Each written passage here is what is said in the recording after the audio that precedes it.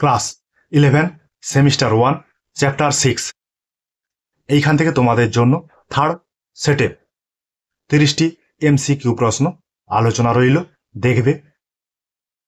এই কোশ্চেনগুলি তোমাদের জন্য গুরুত্বপূর্ণ, শুধু তোমাদের জন্য নয়, যারা এসএসসি, মাদ্রাসা ইত্যাদির পরীক্ষা বা কম্পিটিটিভ পরীক্ষা দিয়ে থাকে তাদের জন্যও এই কোশ্চেনগুলো খুবই গুরুত্বপূর্ণ। ঠিক আছে, প্রথম কোশ্চেন যেটা রয়েছে, ভারতের সংবিধান পুরোপুরি যুক্তরাষ্ট্রীয় নয়, পুরোপুরি এককেন্দ্রিকও নয়, কিন্তু এটি হলো উভয়ের সমন্বয়। এই কথাটি বলেছেন কে? এই কথাটি বলেছেন ডিডি বসু, মানে দুর্গাদাস বসু। ভারতে চরম যুক্তরাষ্ট্রীয় শাসন ব্যবস্থা প্রবর্তিত হয়েছে বলে মনে করেছেন কে? বলে মনে করেছেন পল অ্যাপেলবি নামক রাষ্ট্রবিজ্ঞানী। এইভাবে পল অ্যাপেলবি যেমন চরম যুক্তরাষ্ট্রীয় শাসন ব্যবস্থা বলেছেন ভারতবর্ষকে, তেমনি বার্চ, অস্টিন, মরিস জোন ভারতকে সমবায়িক যুক্তরাষ্ট্র বলে অভিহিত করেছেন। ভারতীয় সংবিধানকে নিশ্চিতভাবেই অযুক্তরাষ্ট্রীয় বা এককেন্দ্রিক বলে চিহ্নিত করেন কে? কেপি মুখার্জি। সেই যে আমরা আলোচনা করেছিলাম সেই বিষয়ে এসেছে। বর্তমান ভারতে কেন্দ্রীয় তালিকায় বিষয় কয়টি? বর্তমানে কেন্দ্রীয় তালিকার বিষয় হচ্ছে 100টি। আগে ছিল 97টি, পরবর্তীকালে আরো 3টি বাড়ানো হয়েছে। বর্তমানে ভারতে 100টি কেন্দ্রীয় তালিকাভুক্ত বিষয় রয়েছে। তাহলে কয়েকটা জেনে নেওয়া যাক, সেগুলো কি কি? মুদ্রা ব্যবস্থা, প্রতিরক্ষা ব্যবস্থা, ব্যাংক ব্যবস্থা, সন্ধি বা চুক্তি করা, যুদ্ধ ঘোষণা করা, নাগরিকত্ব, পাসপোর্ট, ভিসা, পরমাণু শক্তি, এগুলো কিন্তু কেন্দ্রীয় তালিকার অন্তর্ভুক্ত বিষয়।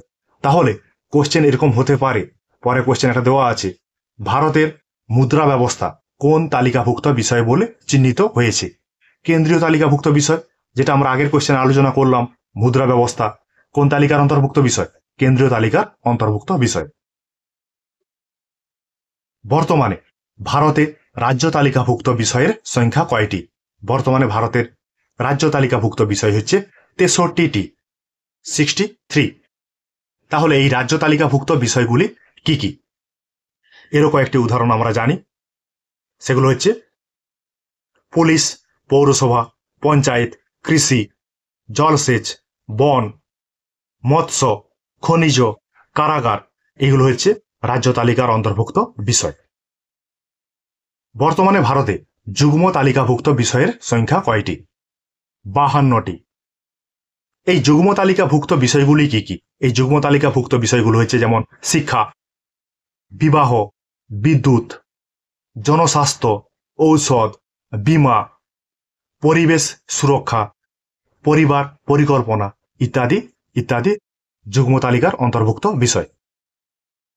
শিক্ষা বিষয়টি কোন তালিকার অন্তর্ভুক্ত বিষয়? শিক্ষা হচ্ছে যুগ্ম তালিকার অন্তর্ভুক্ত বিষয়। সংবিধানের কোন তফসিল অনুসারে রাজ্যসভা, রাজ্য এবং কেন্দ্রশাসিত অঞ্চলগুলিতে আসন বন্টনের বিধান রয়েছে? চতুর্থ তফসিলিতে, মানে একটা রাজ্য থেকে কতজন এমপি, মেম্বার অফ পার্লামেন্ট, রাজ্যসভাতে যাবে তার হিসাব এই চতুর্থ তফসিলে বর্ণিত রয়েছে। আমাদের পশ্চিমবঙ্গ থেকে যেমন 16 জন এমপি রাজ্যসভাতে মনোনীত হয়ে থাকেন। এই রাজ্যসভার যে আসনটি বিভিন্ন রাজ্যের জন্য বিভিন্ন, যে রাজ্যের জনসংখ্যা যেমন সেই রাজ্যে তেমনই আসন সংখ্যা, মানে জনসংখ্যার আনুপাতিক হারে রাজ্যসভার আসন বন্টিত হয়েছে। সেটা লেখা রয়েছে কোথায়? চতুর্থ তফসিলে। একই রকম ভাবে কেন্দ্রশাসিত অঞ্চলের ক্ষেত্রেও। একক এবং যুক্তরাষ্ট্রীয় উভয় সংবিধানের বৈশিষ্ট্য থাকাকে কি বলে? সেটাকে বলে আধা যুক্তরাষ্ট্রীয় বা যুক্তরাষ্ট্র প্রতিম, বা অনেকে বলেন ক্রজি ফেডারেল। এই যে শব্দগুলি ব্যবহার করেছেন কে সি হোয়ার। বর্তমানে ভারতে অঙ্গরাজ্যের সংখ্যা কয়টি? বর্তমানে ভারতের অঙ্গরাজ্যের সংখ্যা 28টি, 29টি হয়ে গিয়েছিল, কিন্তু 2019 সালে জম্মু কাশ্মীরকে অঙ্গরাজ্য থেকে বাদ দেওয়া হয় এবং সেটাকে কেন্দ্রশাসিত অঞ্চলে পরিণত করা হয়। এই জন্য বর্তমানে অঙ্গরাজ্যের সংখ্যা 28টি।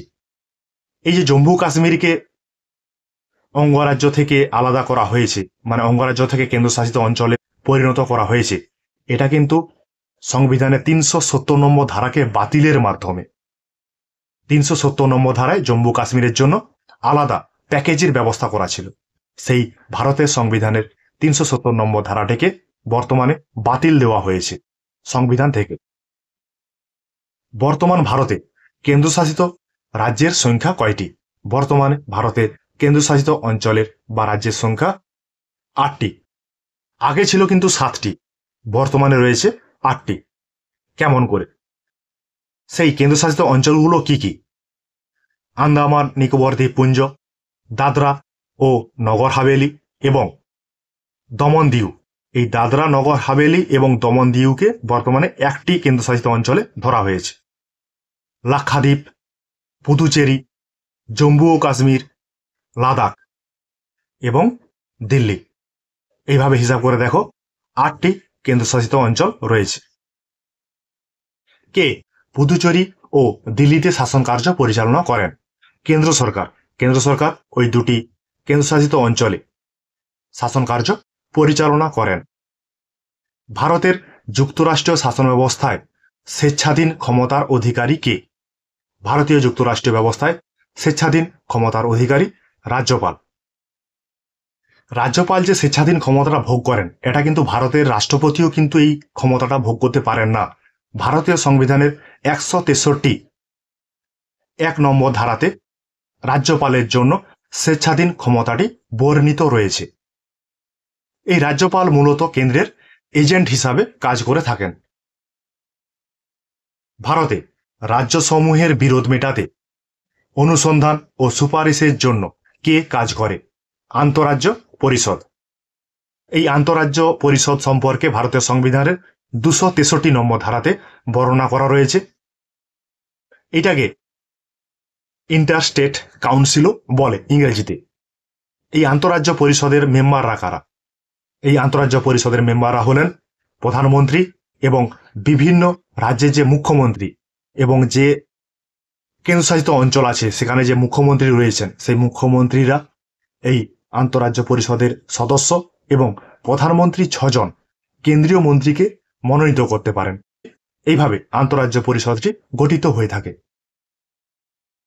ভারতের শাসন ব্যবস্থাকে যুক্তরাষ্ট্র প্রতিম বলে কে বর্ণনা করেছেন? কে.সি. হোয়ার। বিষয়টাকে মন দিয়ে বুঝবে, যদিও আমরা আগের সেটে আমরা এটা আলোচনা করেছিলাম। কে.সি. হোয়ার ভারতীয় সংবিধানকে এককেন্দ্রিক বৈশিষ্ট্য সমন্বিত যুক্তরাষ্ট্র না বলে যুক্তরাষ্ট্রীয় সমন্বিত এককেন্দ্রিক বলে বর্ণনা করেছেন। এই জন্য কে.সি. হোয়ার ভারতের শাসন ব্যবস্থাকে যুক্তরাষ্ট্র প্রতিম বলেছেন। তিনি কিন্তু পুরোপুরি যুক্তরাষ্ট্র বলেননি এবং পুরোপুরি এককেন্দ্রিক বলেও বলেননি। ভারতকে একটি আধা যুক্তরাষ্ট্র দেশ বলেছেন কে? কে.সি. হোয়ার, কজি ফেডারেল। বিষয়টা আমরা আগে আলোচনা করেছি। ভারতীয় যুক্তরাষ্ট্রীয় শাসন ব্যবস্থাকে সহযোগিতামূলক যুক্তরাষ্ট্রীয় ব্যবস্থা বলে কে অভিহিত করেছেন? Granville Austin. সহযোগিতামূলক যুক্তরাষ্ট্র বা সমবায়িক যুক্তরাষ্ট্র বলেও কোশ্চেনটা হতে পারে। এটা কিন্তু গ্রেনভিল অস্টিন বলেছেন। সাম্প্রতিককালে প্রকৃতিগতভাবে ভারতের যুক্তরাষ্ট্রীয় ব্যবস্থা কেমন? সাম্প্রতিককালে ভারতীয় যে যুক্তরাষ্ট্রীয় ব্যবস্থার প্রকৃতিটা আন্তঃরাজ্য প্রতিযোগিতামূলক যুক্তরাষ্ট্র। এই আন্তঃরাজ্য প্রতিযোগিতামূলক যুক্তরাষ্ট্র বিষয়টা কি? রাজ্যগুলি নিজেদের চরম আর্থিক সংকটের মুখ থেকে পরিত্রাণ পাওয়ার জন্য তারা কি করে? বিভিন্ন বিদেশ থেকে ঋণ গ্রহণ করে। এই যে ঋণটা গ্রহণ করছে, কোন রাজ্য কত বেশি ঋণ গ্রহণ করতে পারে তাদের মধ্যে একটা প্রতিযোগিতার সৃষ্টি করছে। সেই জন্য এখানে আন্তঃরাজ্য প্রতিযোগিতা কথাটি লেখা আছে, তবে এখানে আন্তঃরাজ্য সহযোগিতা বলে কথাটি লেখা নেই।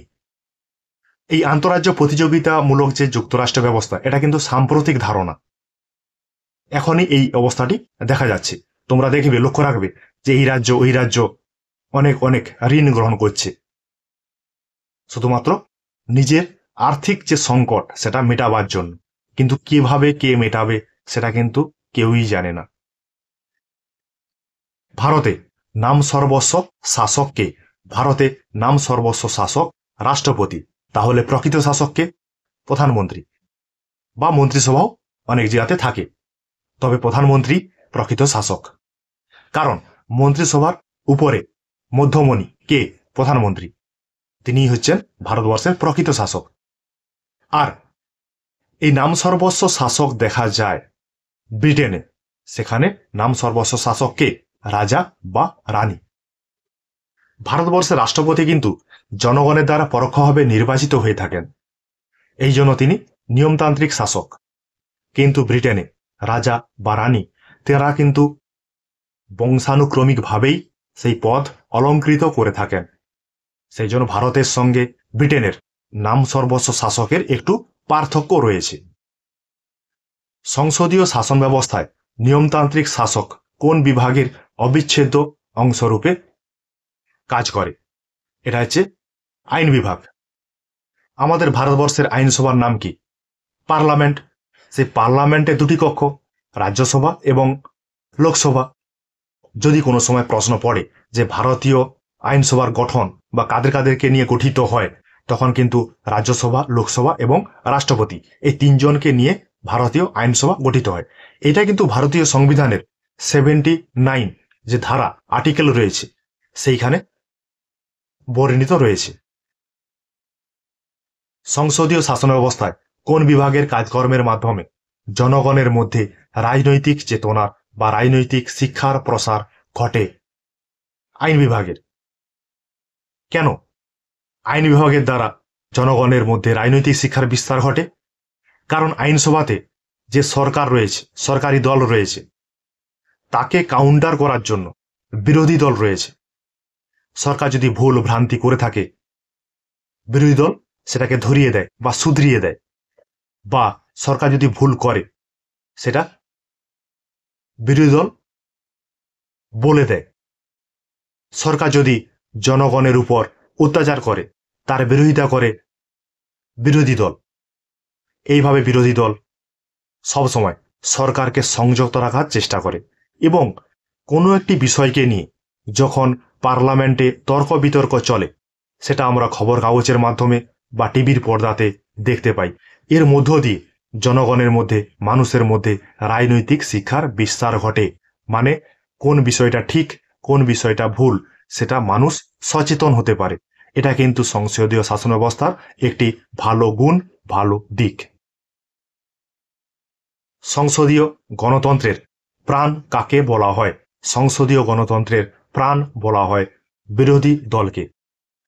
তাহলে বিরোধী দল বিষয়টা কি আগে জানার চেষ্টা করো। লোকসভার বা বিধানসভার নির্বাচন হয়েছে, সেই নির্বাচনের পর যে দল সবচেয়ে বেশি আসন গ্রহণ করবে বা পাবে, সে কিন্তু সরকার গঠন করবে। তারপরে দ্বিতীয় বৃহত্তম আসন সংগ্রহকারী দলকেই বিরোধী দল বলা হবে। যদিও ভারতবর্ষে এইরূপ বিরোধী দল দেখা যায় না, কারণ কেন্দ্রে বা রাজ্যে শাসক দলই এত আসন পায় যে বিরোধিতা করার মতো সেরকম দল আর থাকে না। ভারতীয় সংবিধানে লিপিবদ্ধ রয়েছে লোকসভার যে মোট আসন, সেই মোট আসনের 10% কোনো দল পেলে সেই দলকে বিরোধী দলের তকমা দেওয়া হবে। কিন্তু এই নিয়মের যে গেরো রয়েছে, সেখানে বিরোধী দল 10% সিট পায় না। সেই জন্য বর্তমানে ভারতে কিন্তু গণতন্ত্র বা গণতন্ত্রের প্রাণ যে বিরোধী দল, সেই বিরোধী দলের ভূমিকা সেরকম স্পষ্ট নয়। তো ভারতের কথা আমরা জানলাম। ব্রিটেনে কিন্তু সংসদীয় শাসন ব্যবস্থা রয়েছে, সংসদীয় গণতন্ত্র রয়েছে, সেখানেও কিন্তু বিরোধী দল রয়েছে। সেইখানে বিরোধী দল শ্যাডো ক্যাবিনেট হিসাবে কাজ করে। মানে ব্রিটেনে বিরোধী দল কিন্তু খুবই শক্তিশালী সরকারকে সংযত করে রাখার জন্য। কোনটি সংসদীয় শাসন ব্যবস্থার বৈশিষ্ট্য। এখানে সবগুলোই সংসদীয় শাসন ব্যবস্থার বৈশিষ্ট্য। ক্ষমতা স্বতন্ত্রীকরণ নীতির অনুপস্থিতি, মানে শাসন বিভাগ আইন বিভাগ একে অপরের সঙ্গে সম্পর্কযুক্ত, ঘনিষ্ঠ সম্পর্কযুক্ত। মন্ত্রিসভার যৌথ দায়িত্বশীলতা, আইন বিভাগ ও শাসন বিভাগের মধ্যে সম্পর্ক। কারণ আমরা জানি শাসন বিভাগ কারা?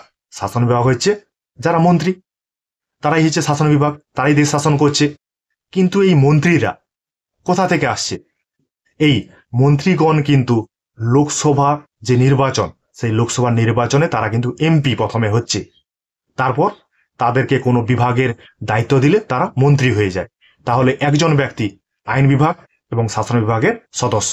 তাহলে তোমরা বলো আইন বিভাগ এবং শাসন বিভাগের মধ্যে সম্পর্ক আছে কিনা, বা ক্ষমতা স্বতন্ত্রীকরণ নীতির উপস্থিতি আছে না অনুপস্থিতি রয়েছে।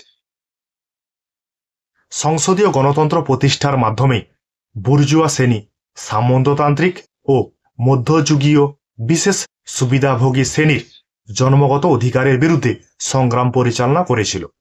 মন্তব্যটি কার? মন্তব্যটি রজনীপাম দত্ত।